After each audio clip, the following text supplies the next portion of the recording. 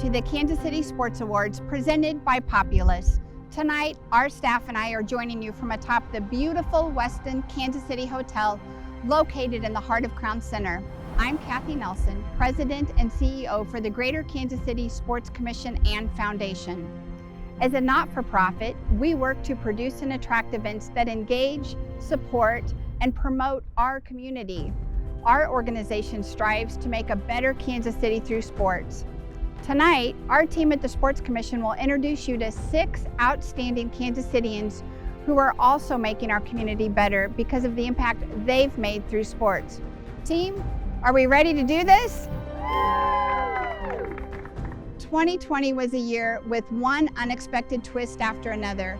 We didn't get into the business of predicting the future, but instead, we stayed focused on what we know, staying patient and planning for the day we can all do the things we love, centered around sports. I want it now and I ain't never gonna back down. I want it now and I ain't never gonna back down. I want it now and I ain't never gonna back down. The Kansas City Sports Commission and Foundation has promoted our city, state, and region through sports for more than 50 years. From owning and operating events like the Kansas City Triathlon, the Garmin Kansas City Marathon, and the Kansas City Sports Awards, to producing and organizing marquee experiences like the Kansas City Chiefs and Royals World Championship parades and the upcoming 2023 NFL Draft. The Sports Commission is the dynamic force working behind the scenes to make experiences like these happen. Now I'm fired up. I'm sorry, brother, your time's up.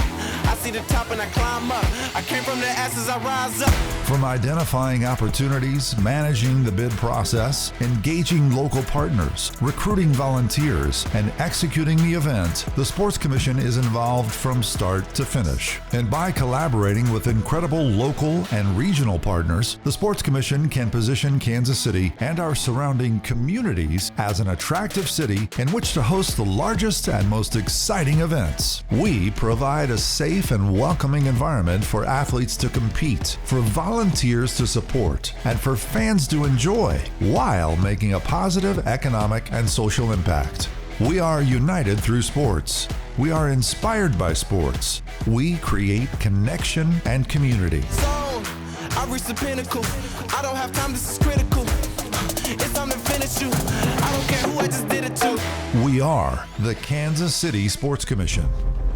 We've been proud to partner with the Chiefs, an organization that's always out front when it comes to serving our community. That took on new layers during the pandemic and in an election year.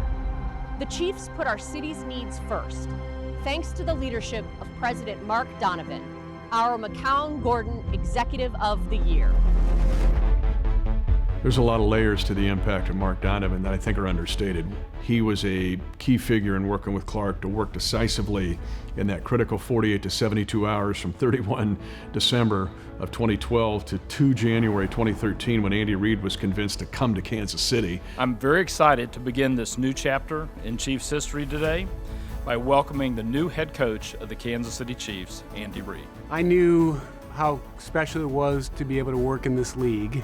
And I knew that there were only a handful of franchises within this league that were like this one that is run by a family like the Hunts. I knew coming in that if I did a good job and I had a good team around me, I'd have the opportunity to be here for a while, and I'm really, really thankful that I've been able to do that. Well, when Mark commits to something, he really commits. Community America and Kansas City Chiefs have an incredible partnership, and the relationship that has been developed over the last 5 to 6 years has been incredible. So one of the things I remember him telling me about is their personal values. Win with character, unite a community, honor tradition, and honor the fans. Mark Donovan embodies all of these value statements, and I think it's why he's just such a perfect fit for the Kansas City Chiefs and for our community.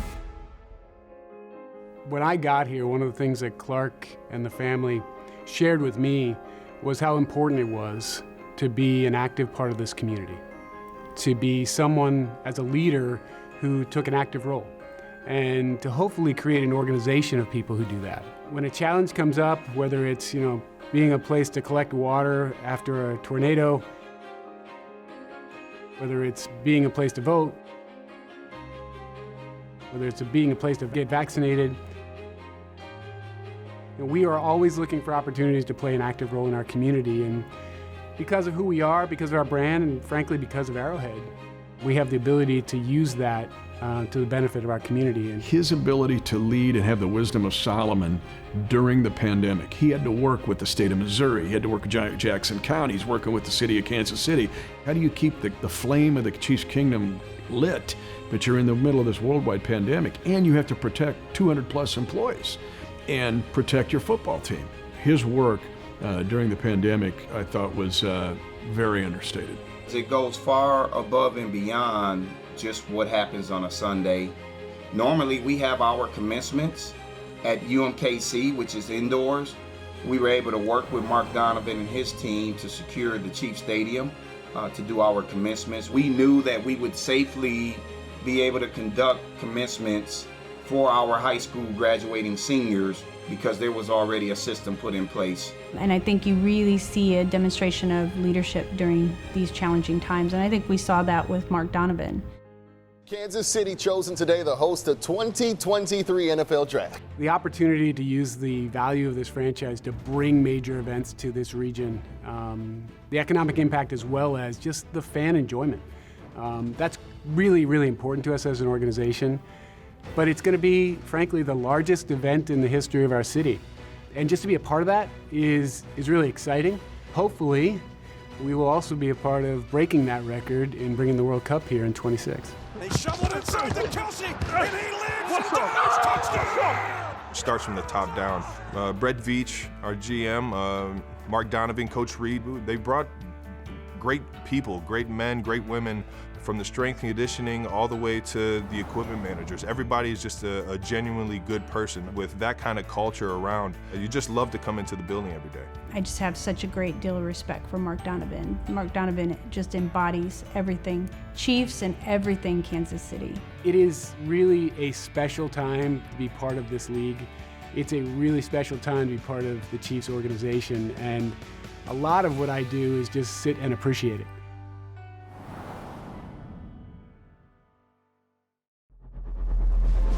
We're so thankful for Populous, our presenting sponsor who made this show possible. Coming up, we'll take you behind the scenes of a company heard round the world. Plus, we'll share the one flaw we found with our Community Leader of the Year. Bob Kendrick's not good at taking credit for all of his inspirational work with the Negro Leagues. That's next on the KC Sports Awards.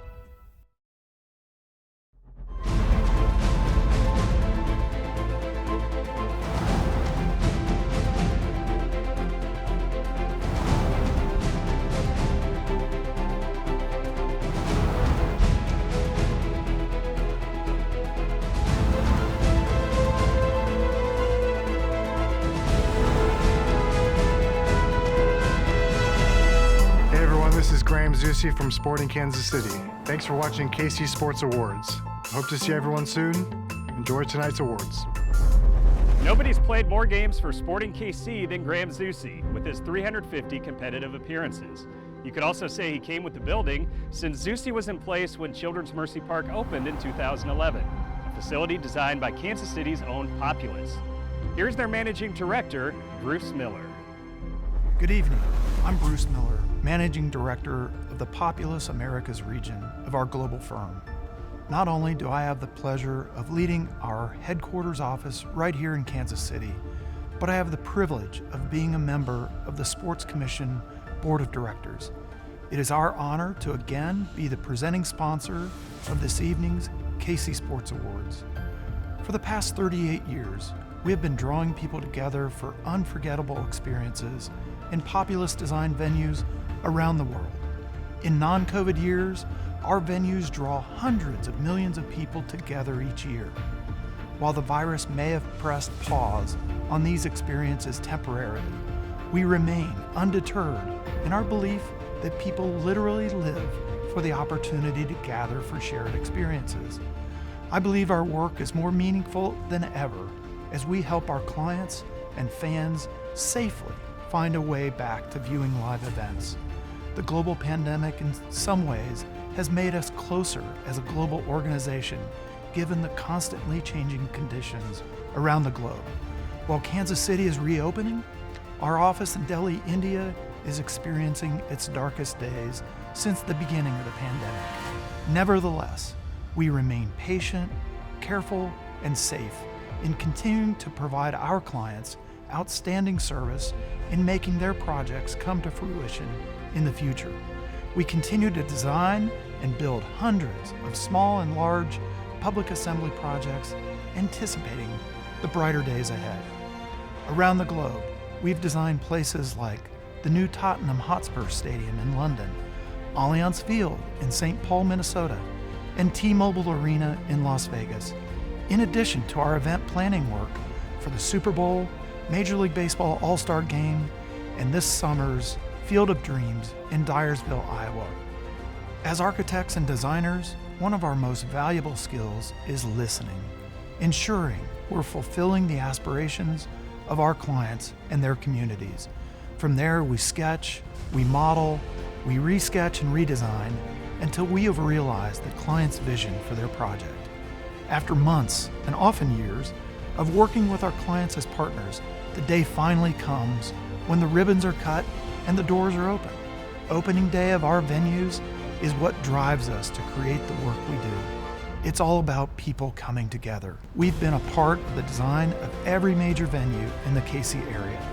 From Arrowhead Stadium to Kauffman Stadium to T-Mobile Center to Children's Mercy Park, we take great pride in contributing our skill to improve our community and bring Kansas Cityans together. We are once again very excited to partner with the Sports Commission to honor the outstanding individuals receiving recognition this evening. Enjoy the KC Sports Awards. 18th and Vine is one of our pride and joys in the KC sports community. It's home of the National Negro Leagues Baseball Museum, which was set to celebrate the league's 100th anniversary in 2020. COVID stopped all foot traffic, but it couldn't keep Bob Kendrick from spreading the good word he learned from Buck O'Neill. Bob is this year's Children's Mercy Community Champion. It's February 13th of 2020. We go back into the Paseo YMCA, and I've got an all-star delegation joining me in the very building that gave birth to the Negro Leagues. And we're gonna commemorate the 100th anniversary of this milestone occasion. We rolled out our plans for what was going to be a year-long centennial celebration, so we're off to a flying start. And in less than 30 days, everything came to a screeching halt. There are now presumptive positive cases of coronavirus on both sides of the state line. I refuse to allow this 100th anniversary to fall by the wayside. And so we launched our Tip Your Cap to the Negro Leagues campaign, which was actually supposed to take place in stadium with fans and players as part of our first ever National Day of Recognition for the Negro Leagues. We rolled out this campaign with 4 U.S. presidents. Thanks for letting me pay tribute to the centennial of the Negro Leagues. To honor 100 years of the Negro League. To everybody in the Negro Leagues who left a century-long legacy of talent and spirit and dignity on our country. What a cool way to get folks to recognize the greatness that exists, that was in some ways born right here in Kansas City. The campaign goes viral, and now the level of engagement around this museum is soaring. And I think that's a testament to Bob's leadership. We all carry that spirit of perseverance and tenacity in the story that we represent, which is the Negro Leagues. He always has been a man of many ideas, of much optimism, of just this can-do attitude. It comes to me in different ways, in different places, in different spaces. You know, a hot dog festival. The museum hosted the 2nd annual Hot Dog Festival. Who knew that there would be this much energy around celebrating baseball and hot dogs? But it was ideally done so that people could come and feel welcome here in the district. If you come from a community where people don't always tell you all the greatness that not only walked there in the past, but can walk through in the future, then you need somebody like that. That's a story that every kid in Kansas City, every kid in Missouri and Kansas should be hearing. Yeah, we wanted to build a museum that would preserve, celebrate, educate, illuminate this history. But we also wanted to be identified as a community leader. And that is still at the forefront of everything that we do. Is one of many who got their first vaccine dose at the Negro Leagues Baseball Museum. We did this first clinic on March 15th, almost a year from the date that we had to shut this place down.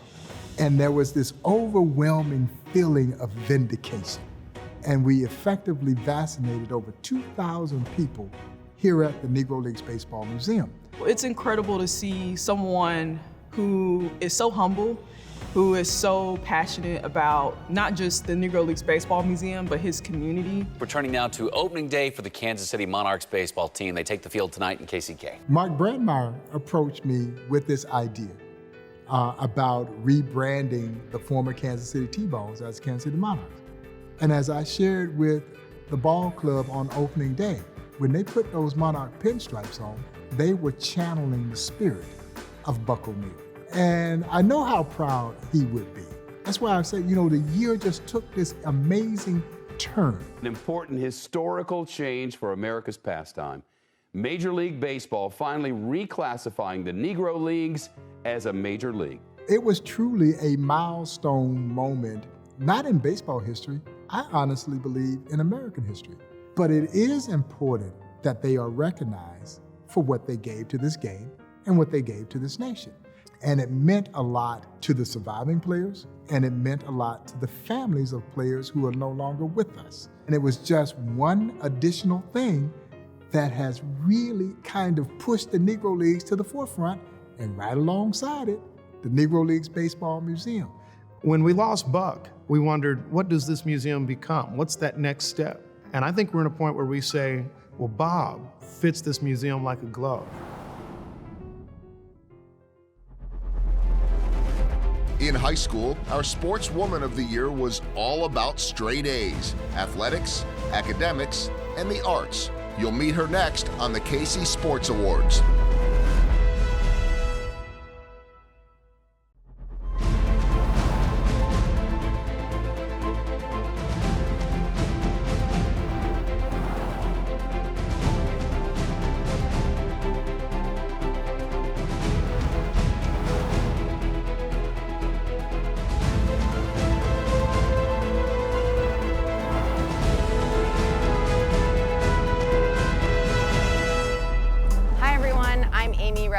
From the KC NWSL. There's the goal! Tremendous from Amy Rodriguez! We love our coach, Hugh Williams. However, we also love Coach Ted Lasso and what he is doing for AFC Richmond. I always figured that tea was just going to taste like hot brown water. And you know what? I was right. Yeah, it's horrible. No, thank you. That's Jason Sudeikis, one of our favorite local actors, playing Ted Lasso, a soccer manager who knows nothing about soccer. It's been a streaming sensation on Apple TV Plus, with season 2 coming at the end of July. We appreciate the Sudeikis family for the many ways they've given back to our community through Big Slick events, raising millions in the fight against childhood cancer. Jason's dad, Dan, was our community champion back in 2017. As part of the Sports Foundation, Win for KC focuses on empowering women and girls through sports. This summer, with Camp Win, girls were introduced to 15 different sports, with an emphasis on attitude and sportswomanship. We've never had a Sportswoman of the Year who was a high school athlete until now. She set 12 school records in softball at Lee Summit North and was considered the top recruit in the country. But that doesn't begin to tell the story of Kinsey Fiedler, our Spire Sportswoman of the Year.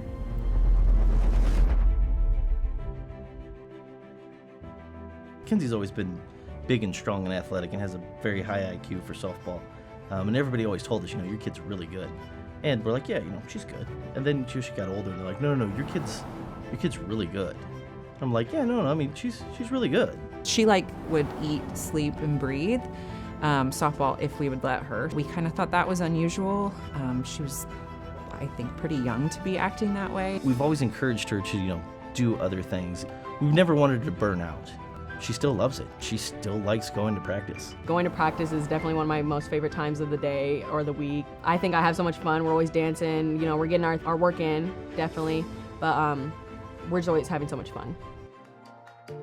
when she got to that point of playing softball in enough places that, like, okay, you've got a real shot to make like the top 25. So then the list comes out and, they get down to the last 10. We're like, oh my gosh, man, like, are you going to be in the top 10? And then she turned out to be number 1. I was like, are we sure about this? Like, that is, like, of all 2021s, I was like, that's a lot of kids. At first, it was really a shock because I had never even been on the list before at all. So it was obviously a great honor. It wasn't a big thing to her. I mean, it was a big thing, she just kind of casually went about doing the same thing she did the day before. She's like, that's really cool. And then she's like, now we've got practice. A lot of schools came out, like, we would be there and we would just look behind home plate and go like, oh my word, like, huge schools were there. When you're playing, you don't think about it. When you're at practice, you don't think about it. You're just doing your thing. Continue to do what you're doing because obviously it's working. I'm kind of the musical one in the family. When I play the violin too, that's something I get to continue with my school. I get to do recitals on my own. I really just enjoy it for fun. It's pretty relaxing. Just making sure that if I wasn't able to play softball ever again, like, I would still have things to motivate me, still things to keep me busy. The sports accolades are great. She was top of her class, first couple years. She's been a good student. Softball is always probably going to be what's defined me. People know me mostly because of softball, but it's very important to me, but it's not everything. I definitely think that I've managed to maintain a balanced lifestyle.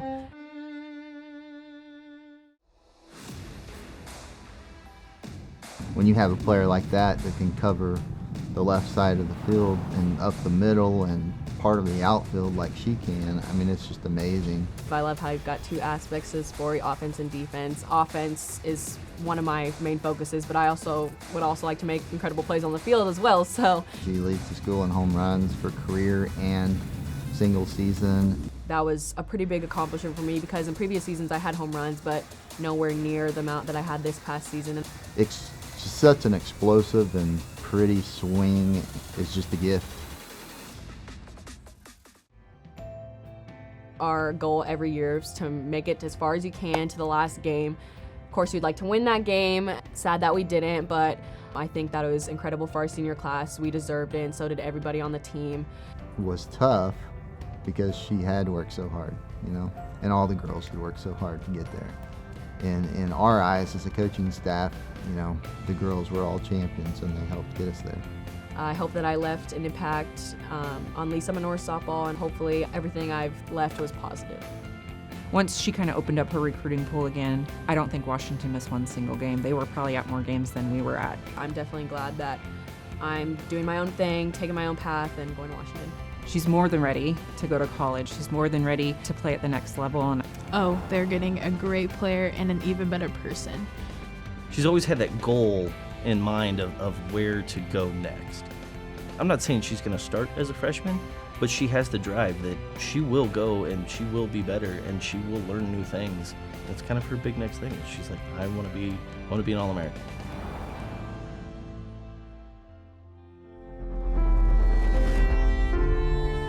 When you step across the white stripe, the only thing that matters is that 6 inches between your backbone and your breastbone. Yes, sir, yes, sir, yes, sir, yes, sir. I am Yahoo senior NFL writer Travis Kelce. Tonight, we remember two men who shared a passion for the NFL and Chiefs football. Hall of Fame coach Marty Schottenheimer and respected journalist Travis Kelce. I ain't trying to get up there with no Kelce. I ain't trying to deal with no Travis Kelce. That ain't my responsibility.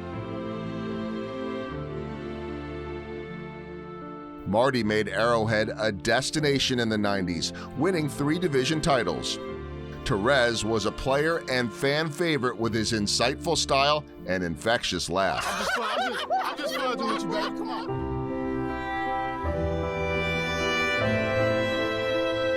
Let's build our house. Let's go. Focus and finish. Boat's loaded, man. Let's roll.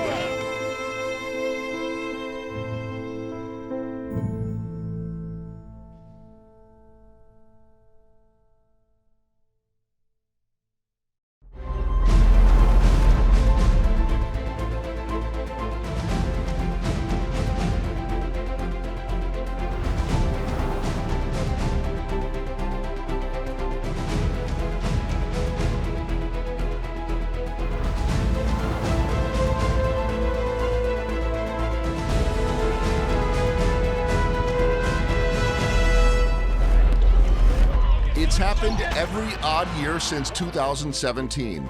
Northwest Missouri State winning a national basketball title.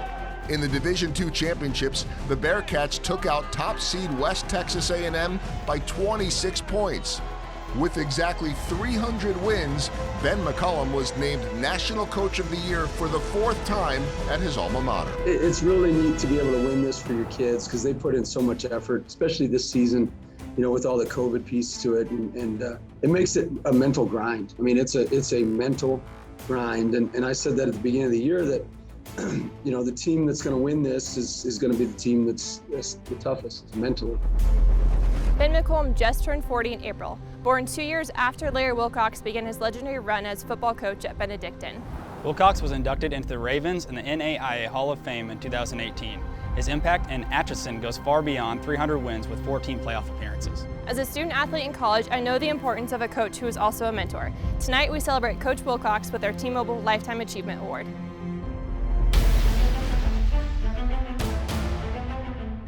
My objective was to help young people. Really, I'm not that big a football fan, but that was my way in to be able to work with young people, was football. You just gravitate toward the man. He's got this pull that brings you in. You don't know what it is, but you want to be a part of what he's a part of. It's not all about winning, it's about building character. It's about the things that you do matter. He very rarely ever talks about winning. He talks more about how one can be successful along the journey. It was pretty much always the same. Come here because you can get a great education. I can't promise you anything about football. Larry always said, school comes first, football is second. We're not going to remember the scores of these football games 10 years from now. I can't even tell you the scores of this year's games. What it's all about is seeing the men that have come through our program, the life that they have, the careers, the families, and how then they are going to impact on people after them. To me, that's what we're most proud of. It was incredibly exciting. There was an awesome turnout in Daytona, the biggest turnout, the NAIA National Championship. You just wanted to win it for Coach more than anything.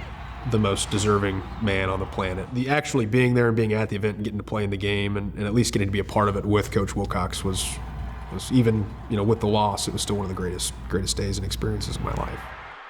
And you know what I found out? Doesn't matter how good a coach you are, but if you get some good players, that sure helps. His vision always was, I don't care about winning conference championships. I never intended to win 300 games, even though he did. His dream and his vision always was to take these young people, these men, and mold them into great fathers and great husbands, great business people. And I think ultimately that's why he was successful, because he cared about them. He was a man of few words, but when he said something, he meant something. I'm still terrified of him. I was always sort of a tough guy, you know, and maybe as an 18, 19-year-old, they saw me as a tough guy. I was trying to push them to what I thought they were capable of. I wanted them to be successful in the long run, but at the same time, you can get there by being successful in the short term. There's a lot of tough love there, but they look back upon those years fondly because of the push and the drive that Larry expected from those student athletes. You know, these are someone's sons, and I need to treat them with respect and dignity and push them to be better people, better men.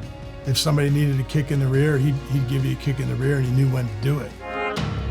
Larry's name's on the stadium because he built the thing and he raised the money for it himself. I take pride in that we were able to do that through our own fundraising and not really have to take money from the college.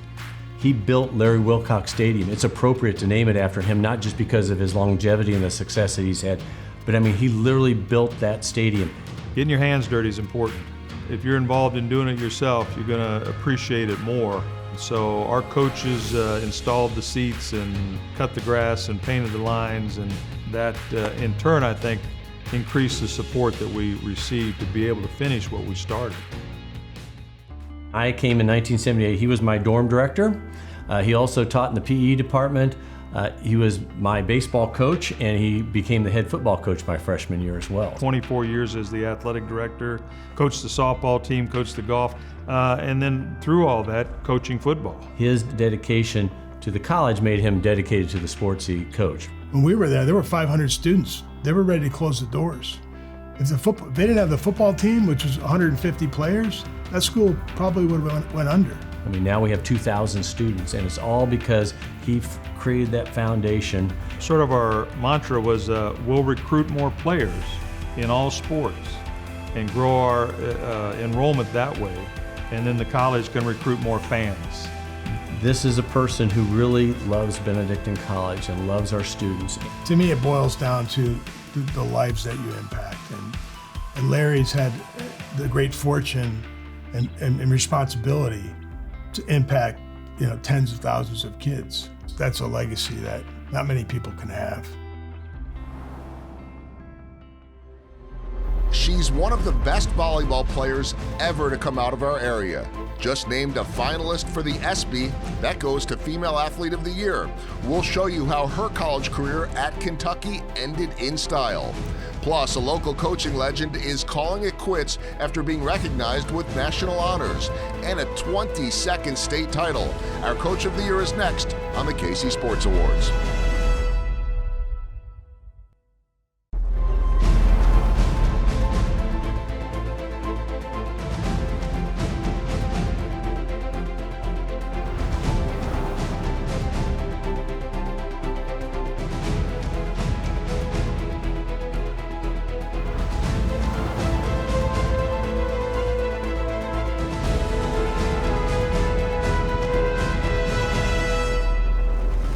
Years ago, we knew there was something special about Madison Lilly when she received the Evelyn Gates Award, which goes to the Metro's top volleyball player. The Blue Valley West grad took it to another level in April when her Kentucky team won the national championship. She was the tournament's most outstanding player after being National Player of the Year. Lilly predicted winning an NCAA title when she was just a freshman. If you want to call it manifestation, you can call it that. If you want to call it drive and not taking no for an answer, that's what I like to call it. The grind, the hours, the work ethic. I mean, the vision and the motivation to just get where we are right now is something that should not be overlooked. This isn't by chance. This is not easy matchups. This is not anything other than hard work, dedication, blood, sweat, tears, hours in the gym. For anyone that wants to say it's anything else can try to do it themselves. Madison could have returned to Kentucky for one more year, but after earning her degree, the four-time All-American will play professionally in Germany. Terry English is sticking around at Bishop Miege after a storied career coaching girls basketball. As a high school wrestling coach, I understand some of the challenges that go with the territory. Terry will be an assistant to his son Jeff, the Stags' new head coach, who learned from the best. All Dad did was win more than 900 games and 22 state titles. Terry English is our Burns & McDonnell Coach of the Year. And the head coach for Bishop Miege, Mr. Terry English. Miege girls basketball has meant so much to my dad. I love basketball, but I think he loves it even more. He loves every kid walking through this building. Well, there was a love between myself and Miege because I've been around him all my life. You know, when it's all over with and done, they know how important Terry English was for basketball, but more important, their life. He coached here at Miege for 45 years, 22 state championships in girls basketball. He had 1 in baseball, 26 EKL titles, and his total record ended up being 910 and 168. Terry was intense at practice. We would practice every day, and we'd practice long and hard. He always preaches practice like you're gonna play. But I always thought in the fourth quarter, it showed up. We'd be in better shape than the other teams. We're running lines, we're running sprints, we're down the weight room, we're running the halls. It's just that I wanted them to play the best basketball they could play. He's coached daughters of former players. He's coached daughters of girls that played against his teams. I remember my mom played him in high school and was like, "You got the nice coach English." And I was like, oh gosh, I couldn't imagine what the not nice coach English was. Now, if you saw Terry coaching a game in the last 5-7 years, you'd say, this is mellow, but it was. I would be very tough on him and very vocal on him. I knew the kids I could yell at and set an example in the locker room if I needed to. And Peyton was one of them. I think he knew how to light that fire underneath me. He just knew that I'm not the type of person that, pat me on the back. I want someone to light that fire underneath me. And in the Aquinas game, it was tied, and he called a timeout, and he said, I'm not calling a play, Peyton. I'm giving you the ball, and you're gonna figure out what you're gonna do with it. And I think when someone has that much confidence in you and can rely on you that much, it makes you that much more confident in yourself. He knew each player's role, and he was so good at defining them and telling them, instructing them, and he would give them this role, and they would succeed. That's a sign of a true leader, a sign of a great coach, is when you can gather all those kids together and have them buy in on one ultimate goal. There's a certain way that you need to play, and there's a certain way he thinks you win, and you win by doing these things, and he's not going to change. There's no I in a team. There's no one person that's going to shoot the ball 15 times a game. He'll take you out. You're going to run the plays, and you're going to wait and be patient. I think every girl walking in the program knows that it's going to be difficult. It's a commitment, and that's what makes them grow up, and they have a little ownership in that state championship when they win it. If you come to Miege, it's more than just athletics. Miege has a tradition, and the community is so strong. What makes it so nice around Miege is the community. The support we get all year long, the boys get the same support, and we always have past players come back and play. And it's because you just love to play. For him, you love to play for the school. But they all appreciated that one aspect of their life, they could feel that due to their sacrifice, I paid the price and was able to make myself the best I can be. It prepares them for life outside of basketball. It teaches them to reach for the stars, to do things that maybe you don't think you can do. I think I helped teach them work ethic. I think I made them better kids. I think I helped their character. He not only made me such a dominant basketball player, but just such a great person. Number 21, Peyton Verhulst. I wanted that last one. Nobody knew I was retiring except for the president. I didn't want any pressure to be on the kids. They didn't know until after the game. Jeff didn't know. It's been a special part of my life, and I'm so excited for him to be sitting there with me when I start up in November too. So, yeah, I mean, I wouldn't want it any other way. I'm glad he's getting the opportunity. He's waited for this chance, and he deserves it. I think his legacy branches so much further out than just Bishop Miege basketball. People pass through here, and time will move on, but, not a lot of this would have happened without Terry English. The Chiefs have done some of their best draft day work in the third round. That's where they grabbed Hall of Famer Will Shields and the Chiefs' all-time leading rusher, Jamal Charles. Travis Kelce is the most recent third-round steal. Our Sportsman of the Year is coming up on the KC Sports Awards. Last year, you persevered and finished on your own. But this year, we'll all finish together again in person. Register today for the Garmin Kansas City Marathon 5K, 10K, half or full marathon on October 16th at kcmarathon.org. Hi, Mitch Holtis here, voice of your Kansas City Chiefs, and we're back and excited for 2021. But not just that, but excited for maybe the next 5 to 7 years and possibly the best years in the Kansas City sports landscape in history. The NFL Draft, more World Series games perhaps, more AFC Championship games. The World Cup, it's all there in front of us. Mitch has been the voice of the Chiefs for nearly 30 years, and he can't remember a character with character like Travis Kelce. He's become a force in football, fashion, and with underserved families in our community. Kelce is our Polzanelli Sportsman of the Year. Mahomes fires for the end zone, caught! Kelce, touchdown! Kansas City! He's just a unique player. I'm not sure there's a whole lot of guys in the NFL in the history that have been like him. He ends up with 1,416 yards, the greatest year ever for a tight end, and in a 5-year span has almost 6,200 yards and 36 touchdowns. He's really in a category, is he a tight end or is he a wide receiver? Well, he's a Kelce. It was all of the good Travis Kelce in one season. He just was bigger, stronger, faster than he'd ever been. I mean, every single year you try and set season-long goals for yourself. You don't want to get caught up in that. You want to set the goals, but you're always thinking about team first and winning a football game first. So as the plays come in, You know, you get excited for the ones that Coach Reed calls for you, but at the same time, you just want to be accountable for your teammates. You want to go out there and play your tail off for the guy next to you and make a play for him, whether it's catching the ball or making a big block for a guy. Boom! Woo! There's been no tight end in the league like him because he's basically a wide receiver in a tight end body. He's the ultimate football matchup problem because he's too big for cornerbacks and he's just too tough and elusive for safeties and linebackers.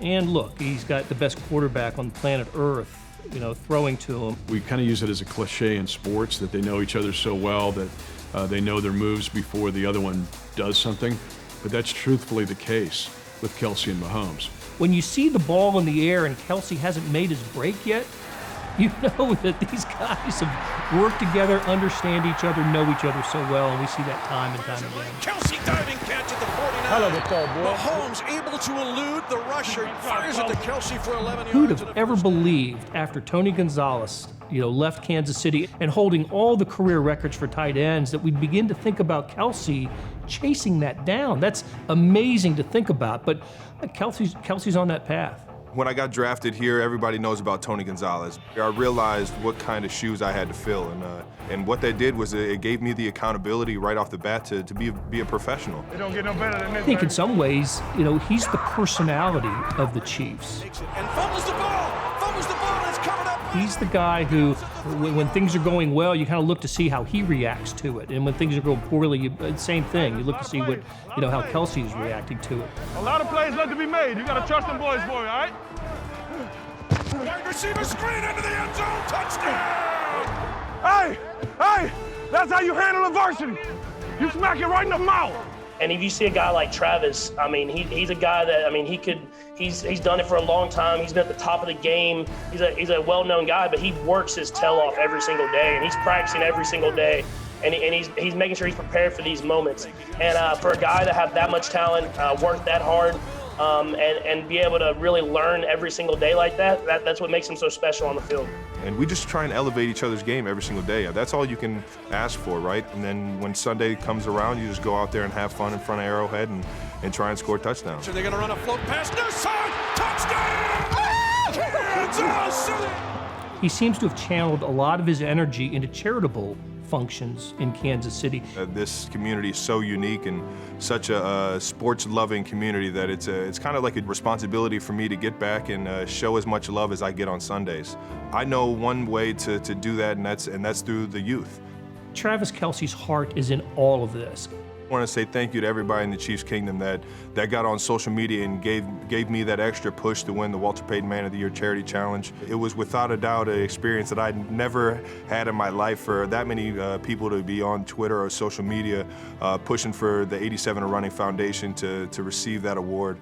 I didn't do this by myself. A lot of the stuff that I'm doing in foundation work is because this community cares about its community, and I just try and build it through that. And why I love Kansas City, baby. 20,000, they still can't hear. That's that 25% capacity right there. I'm excited to see our fans back and to hear 142.2 decibels. Getting the Chiefs Kingdom back into the stadium so that other team can feel like they're really at the disadvantage. That's everything when you think about the Red Sea. So many people worked so hard this past year to just make it a reality for our fans to be in our building. When you got 70, 80,000 in that stadium going absolutely nuts for a first down, a touchdown, I'm getting goosebumps just thinking about it. We hope you enjoyed tonight's Kansas City Sports Awards presented by Populous. We appreciate KSHB 41 Action News for helping us celebrate sports on television. And a big thank you to our great staff for being here tonight. We're grateful to our sponsors, board members and volunteers, and to all of you who supported our programs, whether it be as a runner, a donor, or a spectator. And now more than ever, we need you to get involved with our efforts to bring the World Cup to Kansas City. You can learn more at the website kc2026.com. It'll be here before you know it. Until then, thanks for watching, and we'll see you at the game.